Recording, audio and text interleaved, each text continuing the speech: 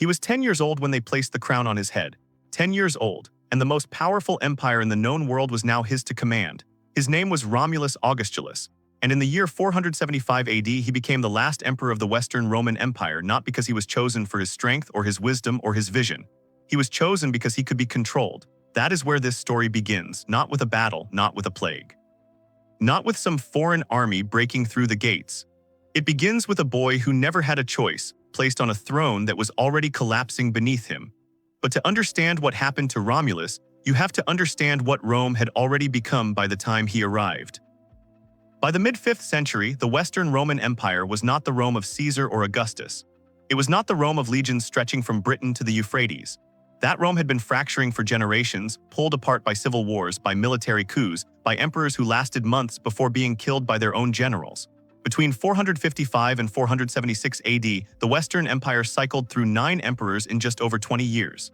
9. Some ruled for weeks. One lasted 70 days. The real power had long since moved away from whoever sat on the throne. It lived in the hands of the military commanders, men called the Magister Militum, the masters of soldiers. These were the men who controlled the armies, and without the armies, an emperor was nothing more than a title. By 475, that role belonged to a man named Orestes. Orestes was not a Roman by birth. He had served years earlier as a secretary and diplomat in the court of Attila the Hun, the same Attila whose name made Roman citizens close their shutters and pray. After Attila's death in 453, Orestes had navigated his way into Roman imperial politics with remarkable skill, rising through military ranks until he held the supreme command of what remained of the Western Roman army.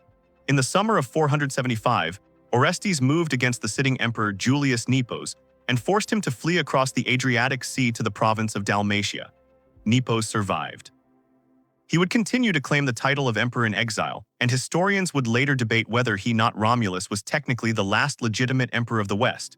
But Nepos was gone, and Orestes needed a replacement on the throne. He chose his own son, Romulus, given the cognomen Augustulus, meaning Little Augustus, a diminutive that history would preserve with a kind of quiet cruelty, was elevated to emperor in October of 475. He was somewhere between 10 and 14 years old. The sources are not precise. What they are precise about is this: Romulus held no real power. His father issued the commands. His father controlled the army. His father made every decision that mattered. Romulus was a symbol, a face for a machine his father was running. And the machine was already breaking. The crisis came quickly. Orestes had built his power on the loyalty of the foederati Germanic mercenary soldiers who had been fighting under Roman command for decades, many of them for their entire lives.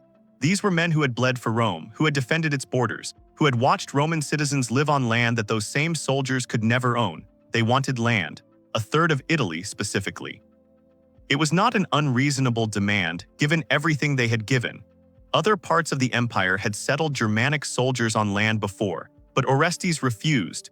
He refused, and in doing so, he made an enemy of every man who carried a sword for him. The foederati turned to one of their own commanders.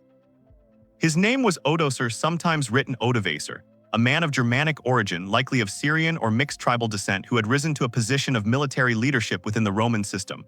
When the soldiers chose him to lead their revolt in the summer of 476, Odoacer did not hesitate. Orestes was captured near the city of Piacenza in late August of 476. He was executed. Romulus, the boy emperor, was now alone. What happened next is one of the quieter moments in the death of an empire. Odoacer marched on Ravenna, which had replaced Rome as the imperial capital decades earlier, and Romulus surrendered without a fight. There was no siege, no last stand. A boy handed over a crown and a general accepted it. Odoacer did not kill him. This is the detail that historians have turned over many times. Romulus was young. He was not considered a serious political threat.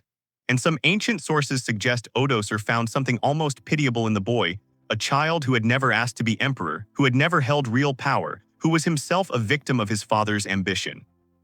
Romulus was exiled to the Castellum Lucullanum, a fortified villa on the promontory of Pizzafalcone near the Bay of Naples in the shadow of Mount Vesuvius. It had once been the luxurious retreat of Lucullus, the Roman general famous for his spectacular wealth. By 476, it had been converted into something between a comfortable prison and a place of elegant disappearance. He was given a pension. He was permitted to live. And then history more or less forgot him. The last known reference to Romulus while he was still alive comes from a letter written around 507 or 508 AD by Cassiodorus, a Roman statesman serving under the Ostrogothic king Theodoric. The letter references Romulus, which means he survived at least into his 30s. What happened after that, whether he died quietly in exile, whether he outlived the very men who deposed him, no one recorded. He simply vanishes from the historical record. Odoacer, meanwhile, did not take the title of emperor. He sent the imperial regalia, the symbols of Western Roman authority, to Constantinople to the Eastern Emperor Zeno, with a message that roughly translated to, "There is no longer a need for a separate emperor in the West. One emperor is enough."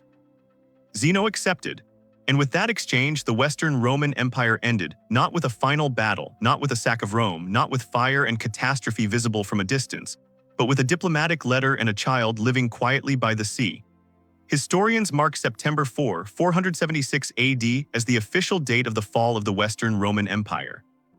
Edward Gibbon, whose monumental work The History of the Decline and Fall of the Roman Empire gave this moment its enduring frame, saw in Romulus not a villain or a tyrant but a symbol, a name that captured two of Rome's greatest founders, Augustus and Romulus, now worn by the last and most powerless emperor of all, as if history were making a final bitter joke.